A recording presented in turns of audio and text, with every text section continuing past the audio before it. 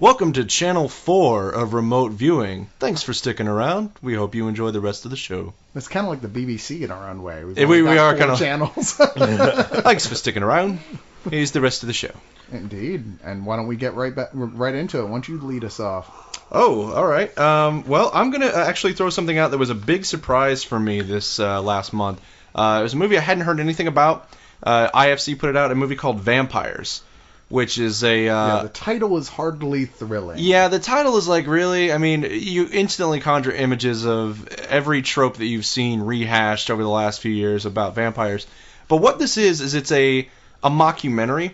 It's a Belgian mockumentary about a camera crew following actual vampires, not Twilight vampires, not even like overly romanticized Anne Rice vampires, but like just real vampires that live and exist among us. And this is French, right? Belgian. Is it Belgian? Yeah, I'm pretty sure it's Belgium. It takes place in the French-speaking region of Belgium. Oh, okay. It takes place in Belgium. I know that. But yeah, so it's Man Bites Dog, but with vampires. Essentially, yes. And that's a much better comparison than the ones I keep hearing people calling it Spinal Tap with vampires, which is bullshit. Because it's so much more Man Bites Dog. It's very brutal and honest, and honest in the fact that this feels like an accurate portrayal of what a vampire family would be like. It does have comedic elements, but it's not silly. It's very dark. It is black comedy. For example, the daughter of the vampire family, the reason she's the rebellious teenager is that she wears pink and wants to be a human. And she keeps trying to kill herself throughout the movie so that she can somehow retrograde, go back to human. And it's like at one point, like the camera crew's following her, they don't really know what she's doing. She's filling up a little thing of gas, and then she dumps it all over herself standing in the middle of a gas station, and she starts playing with the lights like, oh my god, and they like run as fast as they can to get away from her, and sure enough, you hear an explosion. But I mean, there's so many little touches about this movie. It's like illegal immigrants get delivered to their door as if someone's delivering groceries. Weird. And then they have like this coop outside where they keep them, and at one shot you see the coop, and there's like a 10-year-old girl out there. Like, it's not a light-hearted movie by any stretch of the imagination. There's really dark parts to it, but most of them, how they play out, are in your imagination, it sounds exactly. Like. And the reason that it is sort of comedic is because of the outsider view of this camera crew. These people, they're just like, what are we filming? And constantly throughout the movie, they're afraid they're going to get killed.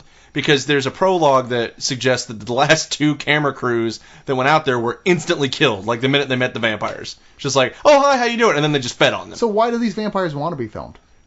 That's a question. They ever establish that at all? They don't establish why. They do establish that it was the vampires initially that reached out to the filmmakers. Okay.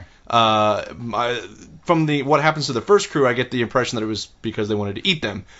But they were hungry. They were hungry. Feeling peckish. Yeah, just a mite peckish. But I mean, it's such a great and atmospheric faux. What do you call it? A mockumentary, I guess. But it really does feel like Man Bite Dog, and I didn't think about that until just now. But it has that same kind of brutal honesty to it, like you completely buy into the world that it's representing as real. But it's a really great movie that I could totally see playing a Fantastic Fest and being a crowd pleaser. Huh, okay. Yeah, now you make me want to... I wish I had time to see it. Because, like I said, you look at the title, you look at the cover... Oh, the cover's terrible. You're just like, this is another bland piece of shit. You go, why did IFC put this out? Why the fuck... And then I hear your review, and I go, oh, that's why IFC put it out. Absolutely. It's actually good. And it's from Belgium. Oh, and it is also streaming right now. It just got added to Netflix Instant, so definitely check it out. There you go. All right, moving right along. Here's a movie that I probably would have skipped if you, Brian, hadn't said, oh my god, I saw an earlier version of this and it was great. You have to see this and let me know what you think. It's a German film called The Wave. Ah, yes. Now, this is actually based on a book which was inspired by a social experiment where a teacher got his students sort of taught them about fascism by getting them to play roles within how fascism is born. It's kind of similar to that classic psychological experiment where the school teacher does like the blue eye and brown eye experiment, which is like, everybody with blue eyes goes over here, and the people with blue eyes are told that they're better, and then they start like bullying the people with... It's that same kind of experiment, except that they're told you're in this group called The Wave, and The Wave is the superior But what's interesting in this film adaptation is that they're not told that at all. Oh, really? They come to that conclusion entirely on their own. Oh, nice. And it gets a lot more into how fascism develops, because it starts with this teacher who was used to teaching an anarchy class. Really, they have anarchy classes in Germany? Apparently they do. and he gets fucked out of what he usually teaches that class, a subject he has great interest in because he's clearly an old punk rocker, and has to teach the autocracy class, which deals with dictatorships and fascism. Mm-hmm. So he gets brought in there, and the disinterested and bored and slacker class goes, whatever, Hitler, we're so tired of hearing about it. There's no way a dictatorship could ever happen in Germany again, or fascism, because we're all so hyper aware. And the teacher goes, oh, really, you smart little shits? This could never happen? Of these students who clearly don't understand how these type of things, how they happen, how they don't just happen. Yeah. Hey, let's be fascists. Yeah. It's not something they just switch on and decide, we're going to be fascists today, ciao. They evolve. They're Italian, apparently, too. I don't know. He starts the kids off with little things here and there, just saying, okay, we're going to divide it. We're going to, talk about these subjects. We're going to say what's terrible about the system the way it is. We're going to say, okay, you know what? We're all going to start wearing a uniform, so there's no social differences here. And everyone's aware that it's an experiment. Mm-hmm. And yet, as time goes on, all these kids start getting super into it. In particular, one kid who right from the beginning is clear is mentally disturbed and likes this way too much. Yeah. That's not going to play out. This all sounds very familiar to me. And it is. And it's not like there's much that's going to be surprising to you in the plot and the way that things play out here, but it's still really interesting, and you can't help but wonder. I'm curious what would happen in real life if this played out in exactly this way, with the way the particulars of the way that the teacher is involving his class and stuff. The only problem I had with this film is it doesn't really have much teeth. It's like they want people to show it to their high school classes anyway. Yeah, see, and that's how I saw it. Yeah. Was in my high school class. It was like an after-school special that they showed us. Yeah, right. A previous version adaptation. Yeah, of the it was story. not this particular one. But even this film feels like they're still being so cautious to not go too overboard with anything, so that they can make sure you can show this to your class, which I guess is a worthwhile thing. And so it doesn't really have a lot of teeth per se, where it feels like a better film would have gone a little farther with its darkness. The other thing is, I had a hard time believing that this teacher wasn't aware that things were spiraling out of control. Yeah. It's supposed to say that the teacher was getting as wrapped up in being a dictator to some degree, unconsciously, as the students were into being his subjects, but that part didn't really sell to me on the whole. I had a hard time believing that he couldn't tell by the fact that they were spray painted symbols over every inch of the town for this symbol of the wave. Yeah. That's the name of their group, and that they were all, even outside of class, were wearing the uniform, including students who weren't even in the class. Yeah. I mean, come on. Clearly something has gone awry. Something has gone a little off the tracks there, but it's a solid film. It's worth seeing. And honestly, I think if I was a teacher who was teaching about a class about politics, this would be a great film to show your students, because they nail all the elements that lead to fascism in a way that you go, wow, that's eerie, and that it's just that simple, how people can get that incredibly diluted. Indeed. For God's sake, especially high school students. Yeah, no shit. Moving on, let's talk about a film I know both of you guys are excited to talk about, which really couldn't thrill me more, because I don't think the other guys from Spill really liked this movie as much as I did, and I adored it. We're talking about Another Earth. And you guys just saw this, so why don't you take off on this one? Another Earth is basically it's one of those quieter, more introspective sci-fi films that we've been getting kind of an abundance of lately. It's about a woman who basically, she's been accepted to MIT. I think she's 17 or 18 at the time. Things are really looking up for her, and then driving home from a party, she gets into a car accident and kills, unfortunately, a young woman and her child. And the husband survives but is in a coma. And she's been drinking, so she goes to jail for involuntary manslaughter.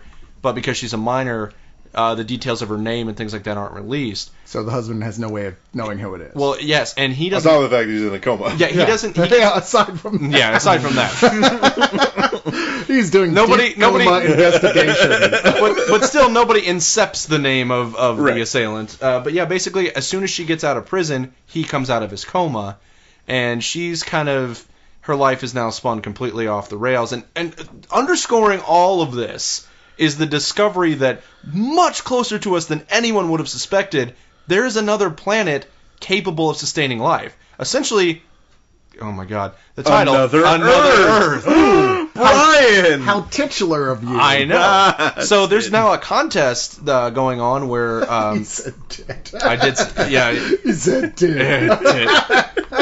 There's now a contest going on where they're gonna be selling tickets on a space shuttle to go to this other Earth, and then there's gonna be one ticket that's given away as a contest where you can write in and give your reasons for why you want to go. So she really wants to go to another Earth to get away from all of the shit that her life has become. It really is a literal metaphor for a fresh start. Yeah, you can't get much a much more clear identifier of a fresh start than going to a planet exactly like yours that you've never been to before. Yeah.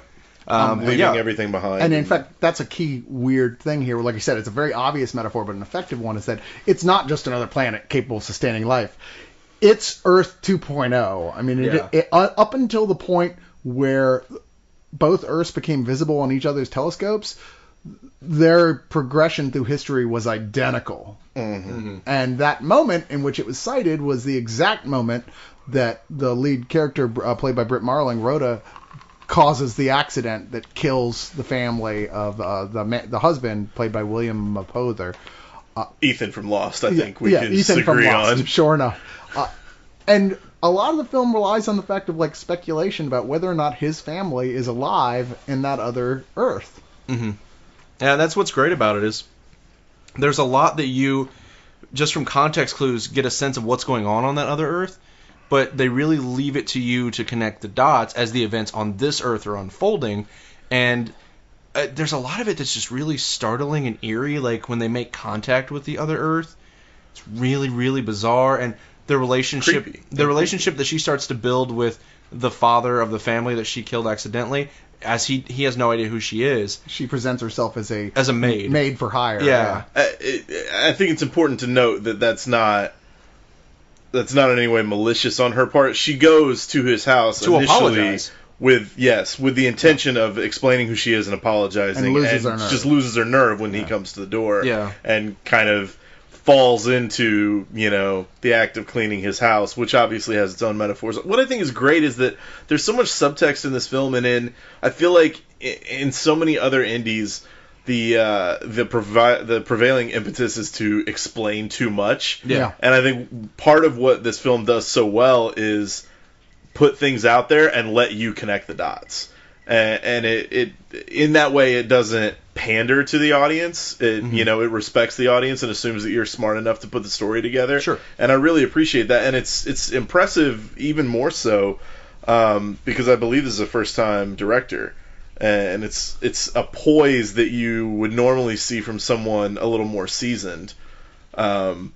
Mike Cahill is the director of this particular film. It's not his first, but I think it's his first fiction film, his first narrative feature. He's done some documentaries. That's still fucking impressive. Yeah, totally different type of film. And in fact, it was co-written by the main star, Britt Starling, or Britt, what's her face? Britt Marling. Britt Marling, yeah. Britt Marling. We're saying star because we're dealing with another Earth. I'm thinking of Clarice Starling. And it's really, really interesting because this film played at South by Southwest this past year alongside another Britt Marling film called The Sound of My Voice, which is I guess I won't say better, but equally interesting and does a lot of the same things, kind of letting the audience experience the story and put the story together on their own. I love sci-fi movies that are focused on making the science fiction a human endeavor and not crowding the scene with spectacle. It's about traveling to another planet, but we don't see spaceships flying through the air. We don't see aliens.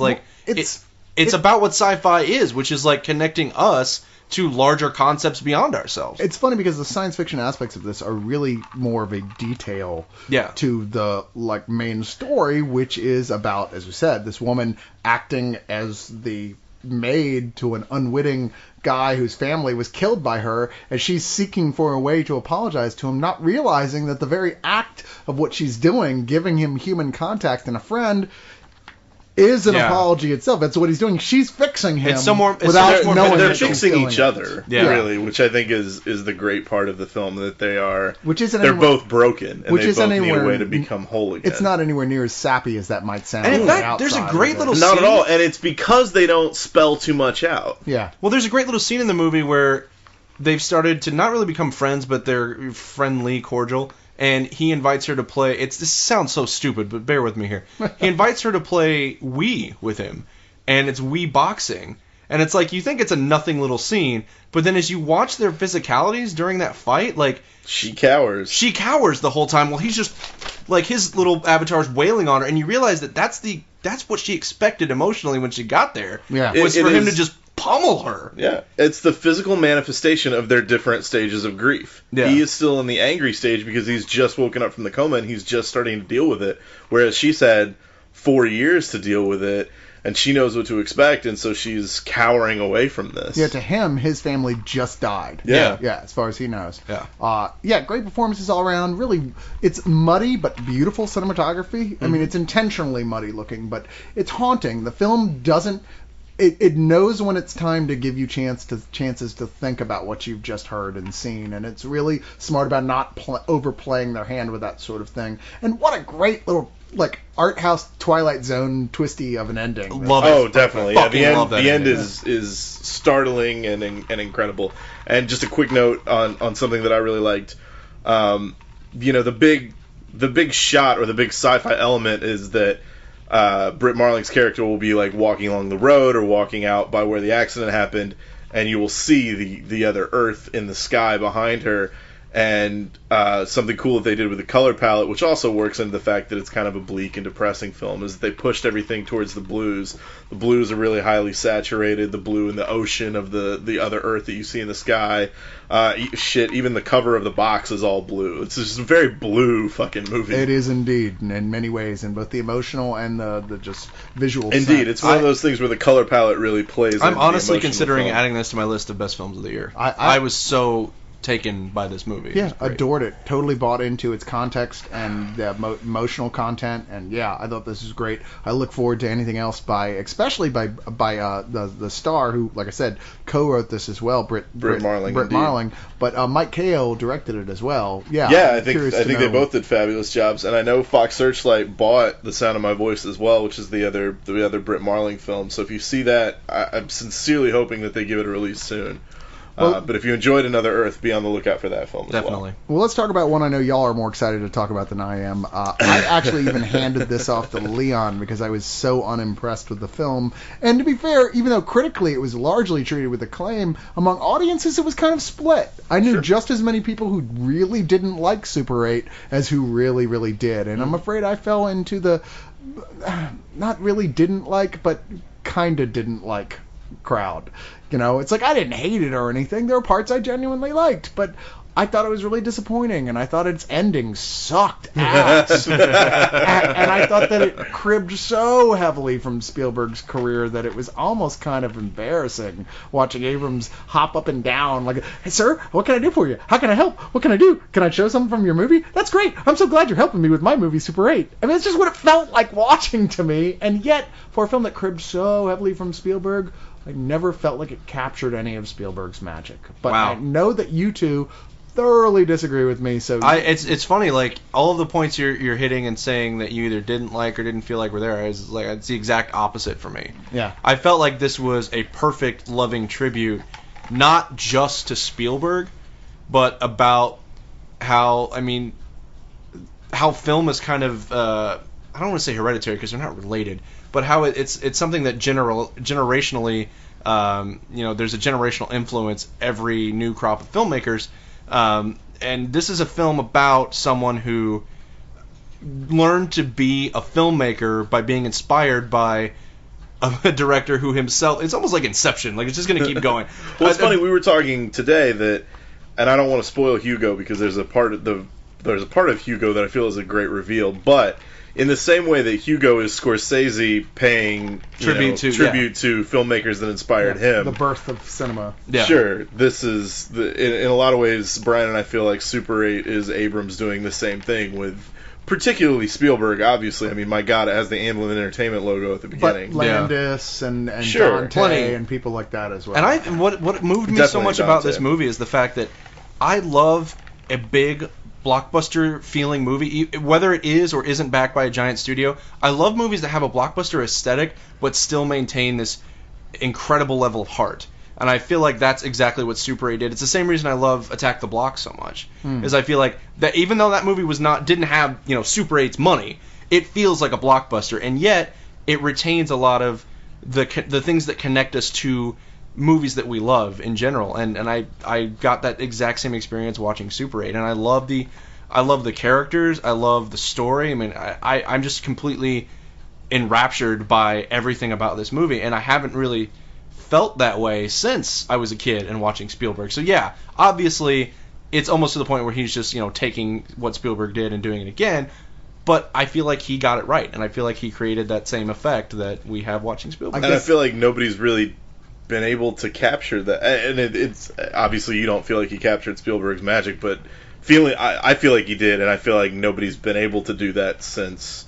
Shit, at this point, I'm not even sure Spielberg can anymore. I think he tried harder to capture it than anybody has. I mean, there's no question he was trying pretty fucking hard to do it. And there are moments that he does. It's just there were plenty more that he didn't. I kind of just wanted to see the film the kids were making in this film. the actual Super 8 movie that they were filming that surrounds the rest of how the plot gets started off as they accidentally end up filming the escape of an alien off a military transport, a dangerous alien at that, if not a sort of picky to a unrealistic level about who he's going to kill alien.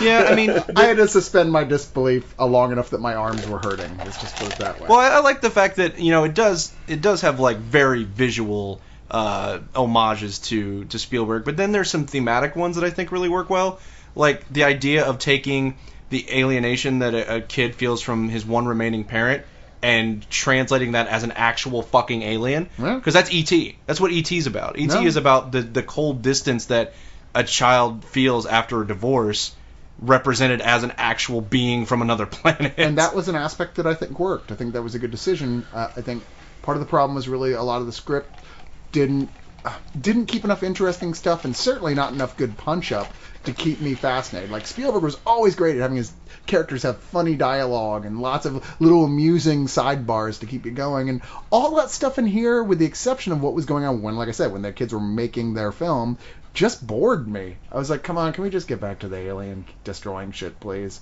See, I felt like I think that a good portion, at least, of the comic relief in this film is Ryan Lee's character, who, incidentally, is a local Austin kid. Yep. But this little blonde-haired kid with braces that is the pyromaniac of the group. Oh, the kid Would from you Friday stop Night blowing Lights. things up for 5 seconds so I can get the shot?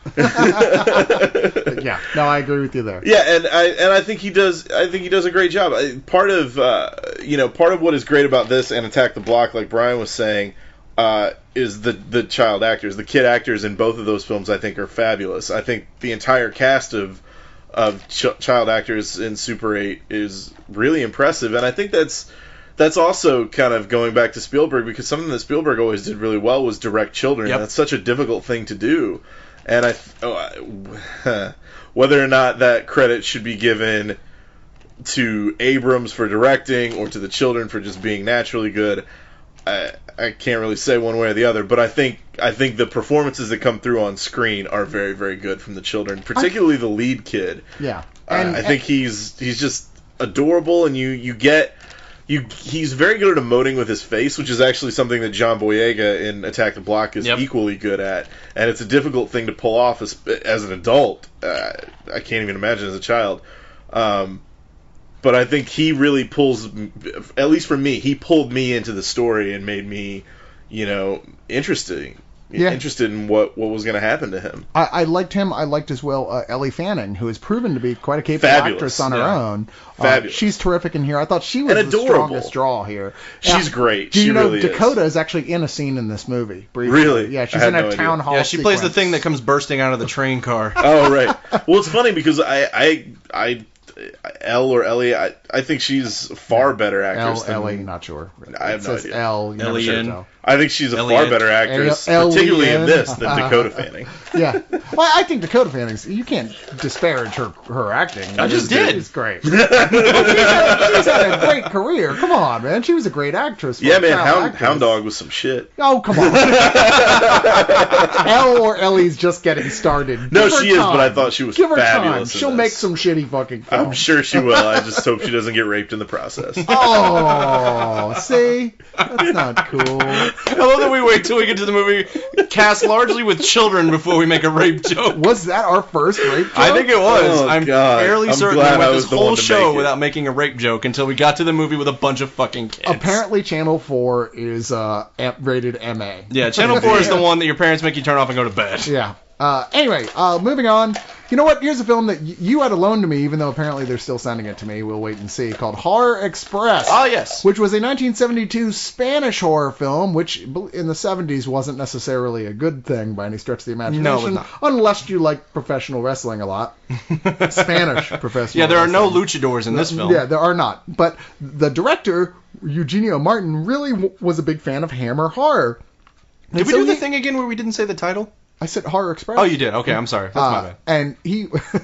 Damn you, Brian. Now you Nico I'm sorry, did I derail your train of thought? Oh, For look at Horror you. Express? Oh, God, I hate might myself. need to pass the torch on this Punisher thing. I have learned well. Dear God. Go into retirement for a couple years, people were like, I always preferred the original Punisher.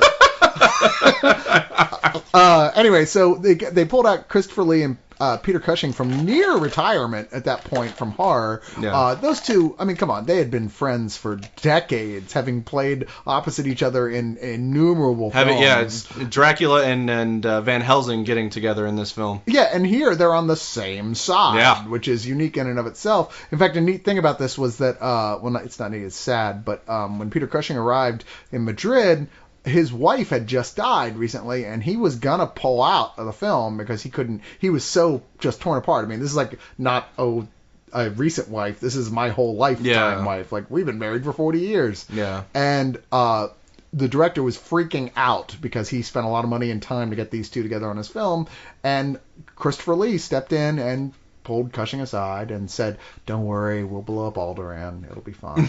Oh, God. I recognized the foul stench of that joke when I was brought on board. They sat down and reminded him of all the great times they've had working together and how, come on, this is going to cheer you up doing this again. And one of the notable things that everyone talks about when reviewing this film is how that friendship is much more evident in this movie than almost anything else they ever did together. Yeah, absolutely. Which is important in and of You itself. can almost see their entire history together as you watch them on screen, which is weird. It is weird. Because this is, I mean, by all rights, this is, kind of a B movie, but watching... kind of. Well, it's better than what I typically classify a B movie, but now watching those two together on screen is actually kind of moving. The story here is, as such as it is, because there's really not much to it, is that Christopher Lee is an English anthropologist who's returning to Europe by the Trans-Siberian Express, which is kind of a shithole as trains go, apparently. Yep. And there's a bunch of Russians, and he's on that all the time. Yeah. How do you think I get to work every day? From the bedroom to the living room. Who knew that Brian was such an expert on the Trans-Siberian Express? That's that group that does the Carol of the Bells song. You're right, it is. Totally. Yeah, right? Yeah. And then the time I thought that was Mannheim Steamroller. God damn it, what's happening right now? Apologies, sir. So he's bringing this mysterious thing that we've seen as a frozen corpse in a giant crate back to Europe, and everyone's kind of like, well, what's in the box? Including a old colleague who just by coincidence happens to be on the same train, played by Peter Cushing, who is just as curious when something does indeed break out of the box, which is the thing itself, and kills a porter on the train by making his eyes bleed out to white and draining his brain of memories. Yeah, which by the way, they can tell because now it looks like a Nerf football instead of a curvy brain-like thing. Don't you see? All the memories, they are stored in the wrinkles, which is why there's no wrinkles. Yeah, it's science! It's a little loose on the science Then Telly front. Savalas comes in. Until Telly Savalas comes in. Well, we'll get to Savalas. It turns into a manhunt, or a monster hunt as it is or pretty early on they capture and shoot and kill the creature, only to discover that the creature can transfer his consciousness into other people by staring at them. He pulls out the Vulcan mind meld. Stop looking at me, Luke! Yeah, this beast is capable of the Vulcan mind meld. It's pretty impressive. And so it turns into a Who's Got It. In fact, this was influenced by the story that influenced The Thing. It was openly called one of the things this was written around. The Who Goes There? Who Goes There? Yeah, I missed that about this one. And you're not gonna please don't take that as like go see this and go, wow, I was looking for something that was kind of like The Thing, because it totally is not. But yeah, it is what it is. It's like The Thing in that it was also made by human beings. Exactly, and there is indeed some people bleeding. Yep. Same film.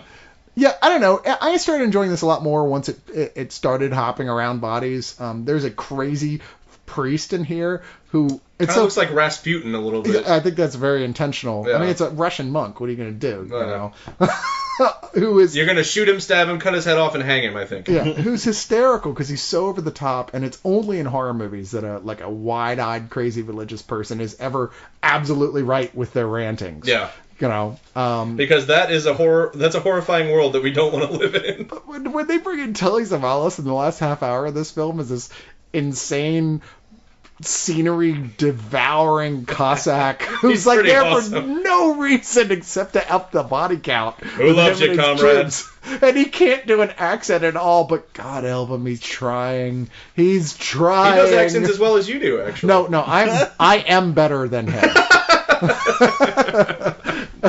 No, I am, Luke. Don't look at me askance. Or are you trying to get inside my soul? I don't know. Stop trying to take the wrinkles out of his brain. I need those wrinkles. I was saving them for later. I don't know, Brian. What'd you think? I had a lot of fun with this movie. To me, it felt like if Spain tried to make a Hammer film. Well, that's exactly what it is. So, and not just because Cushing and Lee are in it, but like the visual landscape of this film, it really does feel like you're watching God, what is that? Frankenstein Was a Man, or the Satanic Rites of Dracula, or like one of the classics.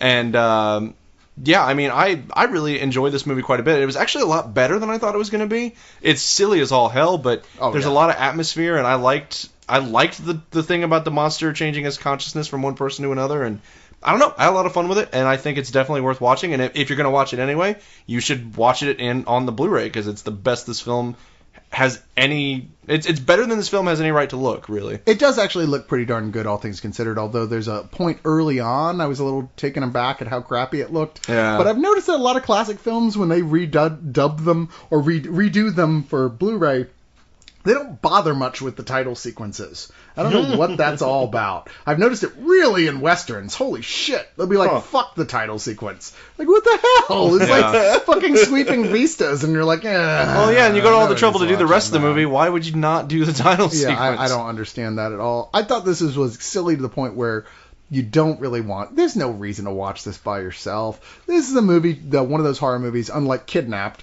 that we talked about earlier, that you invite your friends over to have a few beers and watch and laugh at. I mean, the science is.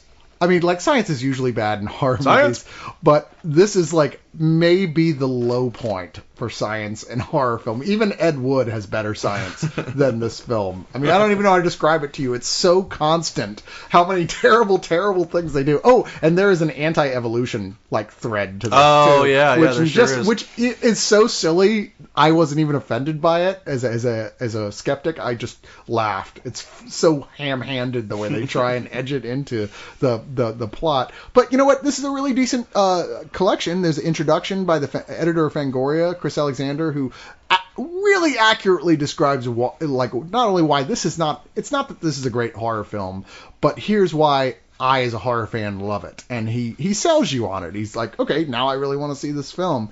New interviews with the director, lots of stuff, notes about the McCarthy era, which apparently has something to do with what was going on here. Well, yeah, I mean, the whole, like, who's got it, who, you know, it's one of those, like, we don't know who's an enemy and who's not kind of thing. I mean, that's McCarthyism right there. Yeah, absolutely. So anyway, yeah, there's that. Moving on, why don't you take this next one, since you actually, although I've seen this, you are the one who saw the more recent version of this. Yes. I'm incredibly jealous of you for. Yes, this is actually one of my favorite movies, and this is one of the few movies that, at like 12, 13, even though this didn't have monsters or aliens or ninjas in it, I recognize as being one of my favorite movies. Oh, wait, I was thinking of something else. Sorry.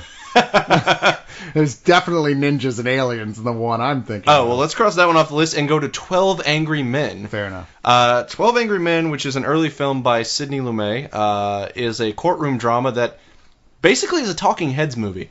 It's about this group of jurors who are right at the end of a murder trial and are sent to the back room to deliberate and come up with a verdict. So one of them is a psycho killer, qu'est-ce que c'est? No. Oh, very nice. Sorry. I get it. I brought us back around to that. You did. No, I like that. But yeah, basically what's happening is like they're all convinced this guy is guilty, but really what they're convinced of is that they all want to get the fuck out of there and go home. So they're all ready to declare this kid guilty. To be fair, the evidence is kind of stacked up against him, but there's one juror who just doesn't want to just vote and go home. He wants to actually sit and examine because he's not entirely convinced. And that juror is played by Henry Fonda. But this is just a great movie, and you don't see this too often where there's suspense in this film that is built entirely by conversation. Yeah. And by different personalities. I mean, I love that in this film, everyone is so exasperated with Henry Fonda, whereas he's only called juror number 8. I think all but 2 characters are only ever referred to by their of the jurors are only referred to by their juror numbers. Right. They're like, oh, Jesus Christ, man, this is a fucking open and shut case. Yeah. I got shit to do. Yeah. Which is understandable if and you've ever done jury duty. The very smart thing they do, and this very subtle thing, is that this trial is going on in the middle of summer, and everybody is fucking roasting in this back room. I like that the way they did the cameras, they start off the film with very wide open shots, but as it goes along, he was particularly choosing to frame his shots so they were more and more and more claustrophobic. Yeah, they just keep pulling in and pulling in. Yeah, exactly. I absolutely love this movie. I think it's a great study in resisting conformity and how that can have very practical and very important real-world applications. I would say even above and beyond that, from me anyway, this is an important American film because it is about what's important about this process. It gives you a real respect for the process of the legal system. It's like, look, it's like Henry Fonda's that guy going, I know this is exhausting and it sucks, but we're talking about this guy's fate and you just want to write him off. Like, if they find him guilty, it is mandatory that he goes to the chair. Yeah. There is no life sentence for this kid. If they find him guilty, he's dead. Yeah. They literally have his life in their hands. What's so crazy about that is that is all explained to us by the most bored-looking judge in the history of the universe. The judge who reads out, like, all of the instructions for the jury, and the fact that there will be no other sentence but death, is so apathetic looking. I mean, imagine you're this he's kid. so lazy. He's like the bank teller that's like pissed that you're writing a check for. It's ridiculous how apathetic this guy I mean, looks. imagine you're this kid and this judge is basically telling these 12 guys who are going to decide your fate completely dispassionately, yeah, if you find him guilty, he's going to the chair, so let's go ahead and do this and we can all go home. It's like, seriously? Like, my life is on the line here, asshole. And this was based, of course, on a stage play, I believe, originally, which was in and of itself, or no, actually, I'm sorry, it was a teleplay first. It was a TV movie first. Yeah, and then it was remade 3 years later. Henry Fonda was the one who brought Sidney Lumet in to do this film. But, yeah, I don't know, it still stands as a classic when, by all means, like, just looking at the outside, just the base description, you're like, whatever, that could be. But it's so gripping. It really is gripping. So many great performances. There's such a terrific cast of people. Yeah, and a very young Jack Klugman is sensational. Who is the only surviving juror still alive. Oh, I think actor you're right. Who's still alive is him. Martin Balsam is in this. Lee J. Cobb, E.G. Marshall. Jack Warden, very young Warden. Jack Warden, who's unrecognizable by his face, but as soon as he opens his mouth, you're like, wait, I know this voice. And the mysterious Ed Begley Senior. Yes, Ed Begley 1.0. Exactly. It's funny. And in fact, he plays juror number 10, who, it's kind of funny while rewatching this film how, like, there's this big famous scene in there where he just finally breaks and goes off on this huge rant about halfway through the film about being just a huge racist, basically, talking shit. And they go, shut the fuck up. pretty much. And he never 1950s. utters another word Yeah. for the entire rest of the film. He doesn't say a single word. Even when it comes to the final verdict where they're all doing it, he does a head motion to Yeah. indicate his vote. You know, yeah, it's kind of funny. Here's a fun fact that no one will care Fuck Ed about. Begley Sr. Yeah, fuck that guy. Fun fact no one will care about. Juror number 2, John Fiedler, is best known as the voice of Piglet from Winnie the Pooh. Oh, check that out. Who So- also shows up in Cannonball Run. Yeah, it was really weird. We watched. Thanks for noticing. Thanks for knowing. or I can't do Piglet, but so we'll do Eeyore instead. Yeah, it works for me. I can't even remember what Piglet sounds like anymore, to be fair. He sounds like this. He's a very diminutive voice, which is funny because that juror is the one that keeps getting pushed around. Right. So why is this important? Well, because it's the Criterion Blu-ray edition, which in and of itself is a means of celebration. If you're depressed, if you're sitting around and go, my life has no meaning, there's really no reason to keep going, why don't you just look at all the shit Criterion puts out on Blu-ray every month and go, holy crap, I want to live! I want to live! Wait a minute. You didn't even fucking see this movie. Come on. Well, I have seen this movie. No, not 12 Angry Men. I mean, It's a Wonderful Life that you're borrowing to create this. Oh, is that from It's a Wonderful Life? I Yes, meant you- literally. You basically just came this close to running up and down the street screaming, Merry Christmas, Criterion! That was what I was going to do next. Let's do it. Let's go do that. I didn't know that was part of that. You accidentally quoted the plot I from did. It's a Wonderful Life. That film is nefarious. Infamous. I haven't even seen it, and it's insinuated itself It's in my in frontal your lobe. brain. It is. All right, so yes, this Criterion, which means it looks and sounds absolutely spectacular. How can it not? There's very few films that they have not nailed it as hard as anybody possibly could. It comes with a decent collection of extras. It's got a video interview with a film scholar who talks about how it moved from television to being a feature film. It's got a bunch of interviews with the director. Oh, this was his first film, by the way. This was his first feature film. Okay, well, I did not realize that. Which is impressive in its own right. He was like 33 or 32, something. 33, yeah. He had been doing other things, so he wasn't. I don't know. It's not. He was like, doing a lot of TV. It's not like Louis Malle being like 23 years old and directing Elevator to the Gallows, which that son of a bitch. Also a Criterion release. Yeah, but still very, very impressive for a debut feature film. Indeed. But there's interviews with the cinematographer. There's a look at the history of the writer about it and how he was important in history. And then there's actually the original television version, which Which is a cool feature to have. Lately, Criterion's been doing that sort of thing more and more that you don't expect. You'd be like, oh my god, they've got this whole other thing in here. So yeah, like wouldn't that be great if, like for instance, like we were talking about 13 earlier. If Criterion had made it, it would have included the French I can't wait to see version. the Criterion release of the 13 Zemetti remake. 50 Cent painted on the cover. All right, so one more, and then we'll go to our final big giveaway. Giveaway! But we're not there yet, so I'm sorry. save that shit. Giveaway. All right, and this is actually for one of the giveaways we talked about earlier. We're going to talk about 5 Days of War, which is a serious film by Rennie Harlan. From the director of Deep Blue Sea. and Cliffhanger. And Die Hard 2. Dude, I'm sorry, but one of my favorite so retarded, there's no way you can do anything but like laugh. Is moments in any action film is when John McClane survives the plane blowing up by pressing the ejection seat. Yeah. And then John has him flying up out of the exploding airplane in the seat. I'm like, wait, what the fuck just happened? You got Harlan. Hey, Die Hard 2 just happened. It did.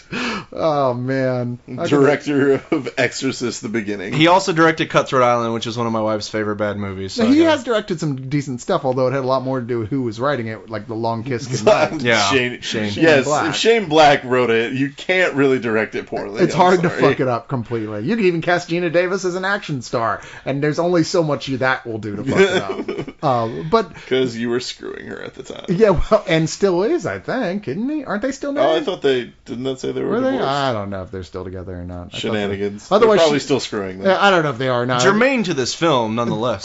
She would have been in 5 Days of War otherwise. Certainly was in a lot of his others, but this covers a recent battle, the Russian Russo-Georgian War, which apparently there was a lot of misinformation about who started it and what was going on. Like the news was covering it as almost a 9/11 sort of event for Georgia, where Georgia had attacked, like without provocation, Russia.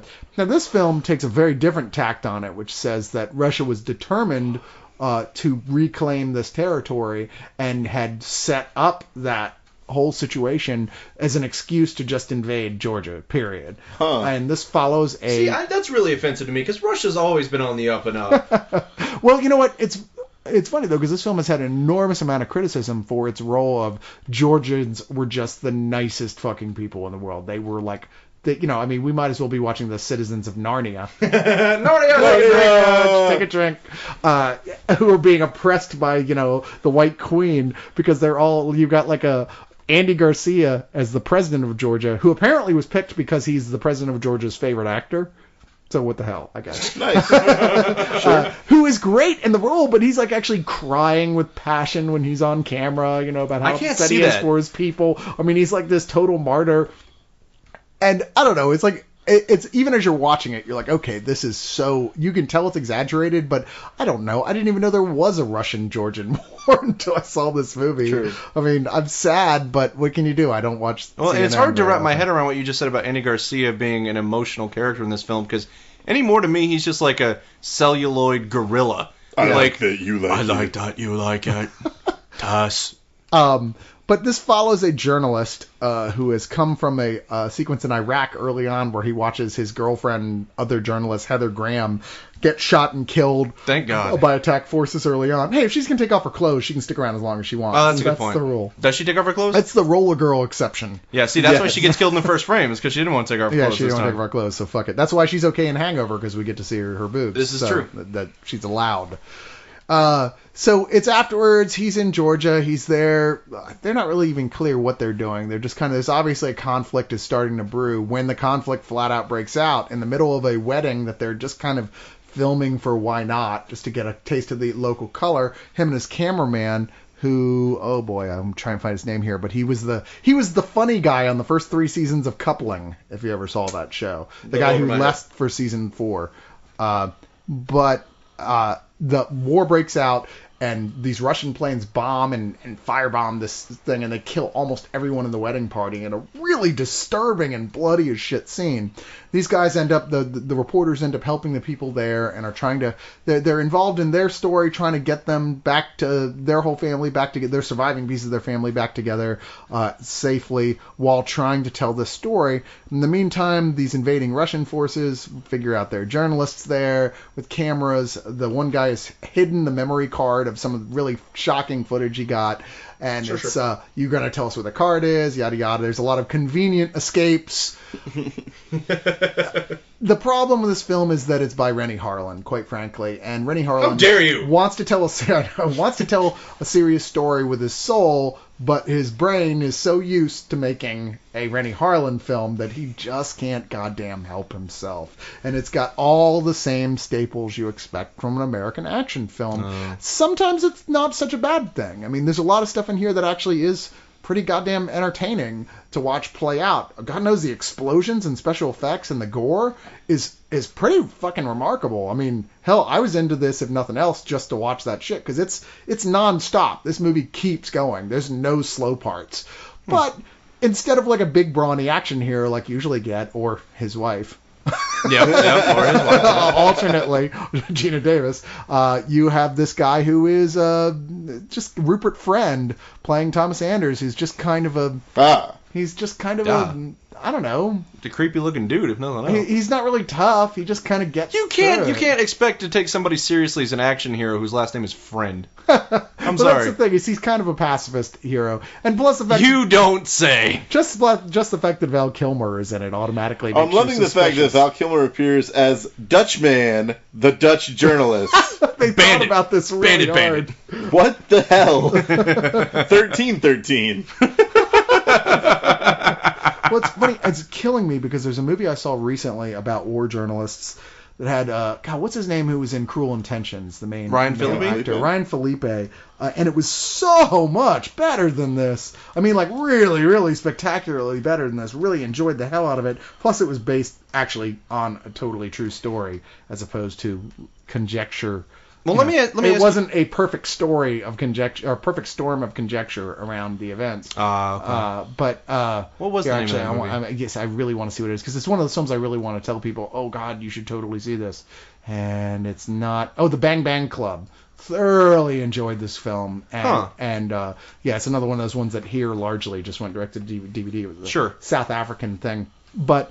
This is still this film, 5 Days of War. It's still a solid little film. I still enjoyed it. I mean, shit blows up real good. I don't know how else to say it. That's Daniel Shariki in it, and she's gorgeous. Oh, so she I'm so tempted is. to watch it anyway. Well, as long as this movie put Georgia on your mind, I think it was a success. It hurts. You're welcome, Internet. We need more liquor. Can we reference Narnia again, please? Narnia, drink. Turkish delight. I need some bad right now. All right, so It'll make you sick to your tumness.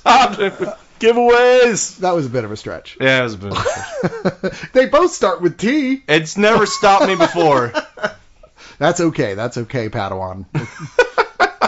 We're into the last giveaway, and you know what? This is one of the ones. The next to the Farscape set, I personally, as a full-blown geek, was the most excited about being able to hand out to you because this is absolutely essential shit. Like, anybody who respects comedy on any level should already own this in one iteration or another, but the fact that this is the most... I mean, let's be honest. The main thing to like about this is just the most compact and easy to store version of the complete Kids in the Hall. Kids in the Hall. It's a nice transfer of it. It's on 22 discs, and I can fit the whole thing in my one hand, which is nice as opposed to previous editions, which you would need to hold both of your hands in a cradle position to carry. This also comes with Death Comes to Town, the new Kids in the Hall movie that had come out, which is okay. I liked it. It's not nice that it's included. It's about as good as Brain Candy, which is a mystery why it wasn't included. Why that's not included in here. That is strange. But yeah, it's actually it's not even a movie. It's like a mini series really, but it feels like a movie, so we'll just call it that. But it's 5 full seasons of Kids in the Hall, along with all the original extras that came out in previous editions. Like I said, compact edition. These guys, they are, to my mind, the second greatest sketch comedy troupe next to Python only that has ever put out stuff, with Mr. Show running a close third. And they're Canadian. And well, that's by its nature. You're funny for at least a while. Exactly. In the 90s. Yeah, until you hit the Martin Short curse. Damn you, Clifford. I had so many people. Mike Myers. Damn you, everything after Austin Powers, including Austin Powers. Including Austin Powers. Yeah, Austin Powers in retrospect is hateful now because of how it was overindulged in. Indeed. Well, you know what, guys? That was remote viewing, the first episode, and I think that was a lot of fun. Yeah, I had fun. I don't know about the listeners, but I sure did.